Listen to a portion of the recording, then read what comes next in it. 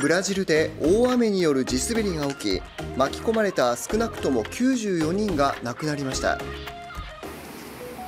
リオデジャネイロ州の山岳地帯ペトロポリスで15日、2月の月間平均雨量を超える雨が1日で降りました。この雨で大規模な地滑りが発生し、80戸ほどの家屋が流されたとみられ、300人以上が避難しています。救助活動が行われていますが、これまでに少なくとも94人が死亡したとみられています。去年12月以降、ブラジルの北東部やサンパウロ州などで大雨による洪水や地滑りが頻発していました。